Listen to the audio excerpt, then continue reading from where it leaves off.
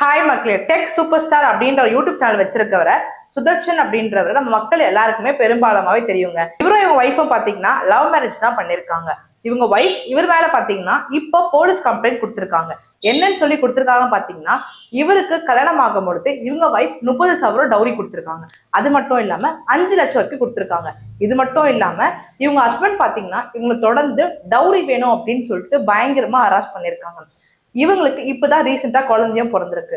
குழந்தை பிறந்துட்டு இவங்க ஒய்ஃப் பாத்தீங்கன்னா அவங்க அம்மா வீட்டுல தான் இருக்காங்க. அப்படி இருக்கும் பொழுது இவர் என்ன பண்ணிருக்காருன்னா, எனக்கு 20 சவரன் ஜுவல் வேணும், அது மட்டும் இல்லாம 10 lakhs வரைக்கும் வேணும் அப்படின்னு சொல்லி கேட்டிருக்காங்க.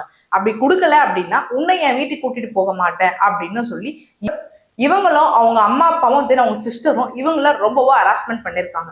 அதனால மன உளைச்சலான இவங்க என்ன பண்ணிருக்காங்கன்னு பாத்தீங்கன்னா, தேனியில் இருக்க போலீஸ் ஸ்டேஷனுக்கு போய் கம்ப்ளைண்ட் கொடுத்திருக்காங்க. லீகலா இந்த ப்ரொசீஜர் என்ன நடக்கும் அப்படின்னு கேட்டீங்கன்னா, ஃபர்ஸ்ட் அவரை கூப்பிட்டு இன்வெஸ்டிகேட் பண்ணுவாங்க. இன்வெஸ்டிகேட் பண்ணிட்டு இவர் மேல எஃப்ஐஆர் ஃபைல் ஆகிறதுக்கும் ஏகப்பட்ட வாய்ப்புகள் இருக்கு.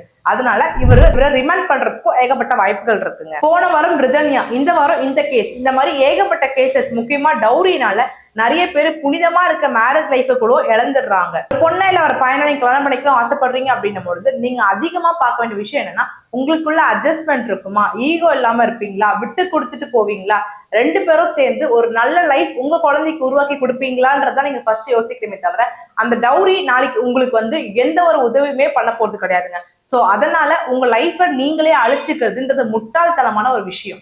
இந்த டவுரி எல்லாமே பெர்மனன்ட் கிடையாதுங்க. நீங்க உங்க ஹஸ்பண்ட் ஒய்ஃப் குள்ள எப்படி இருக்கீங்க ஒத்துமையான்றது தான் பெர்மனன்ட். சோ அதை கண்டிப்பா நீங்க எல்லாருமே தெரிஞ்சுக்கணுங்க. தென் நான் சொல்றதை பத்தி உங்களோட ஒப்பீனியன் கண்டிப்பா நீங்க கமெண்ட்ல சொல்லுங்க. தென் இந்த மாதிரி செஞ்சுக்க என்ன ஃபாலோ பண்ணா மறந்துடாதீங்க.